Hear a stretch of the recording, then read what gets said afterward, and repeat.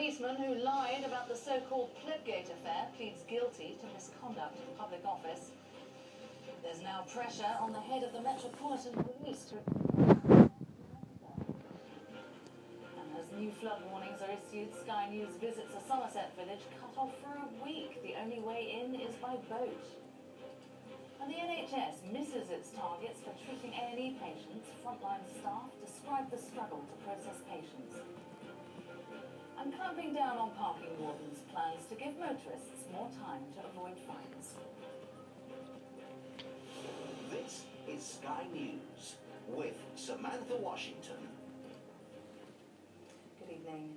A police officer has pleaded guilty to lying about the so-called Plebgate affair, which led to the resignation of a government minister. PC Keith Wallace falsely claimed he witnessed a dispute between officers and the former Chief Whip Andrew Mitchell at the gates of Downing Street. Or Sky's senior correspondent Ian Woods reports.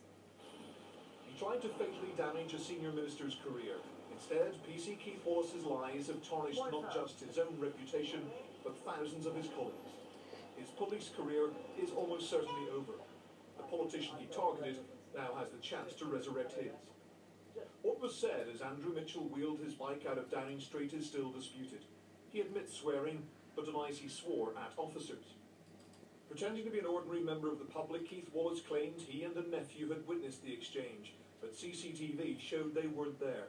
He'll be sentenced next month and maybe jailed. The future of his boss is now under scrutiny.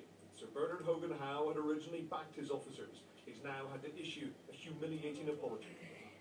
To lie about witnessing something and provide a false account falls way below the Храната може би се е загряла, да ти кажеш. Храната може би се е загряла. Andrew Mitchell said he was pleased that justice had been done in a criminal court. He said it's very sad and worrying for all of us that a serving police officer should have behaved in this way. But that's not the end of the matter, because 7 other Metropolitan Police officers still face internal disciplinary proceedings over Plebgate. It's an issue that refuses to go away, partly because every time an individual officer is found to have lied, it's a breach of public trust in the police force as a whole. The dishonesty of police accounts of the Hillsborough disaster have led to a new inquest being ordered and a new criminal inquiry into the behaviour of officers. The Met Police have also apologised and paid damages to the family of Ian Tomlinson, who died because of excessive force by an officer.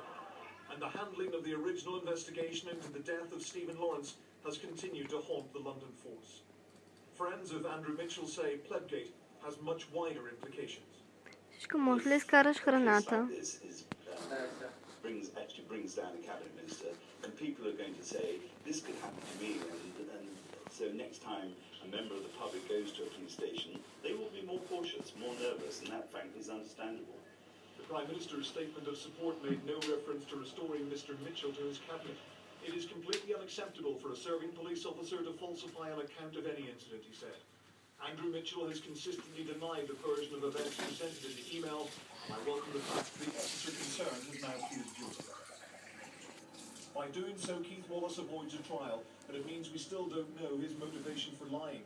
As Andrew Mitchell pointed out, there remain many questions unanswered, and his credibility may still be tested in court in a libel case brought against him by one of the Downing Street police officers who was sticking by his version.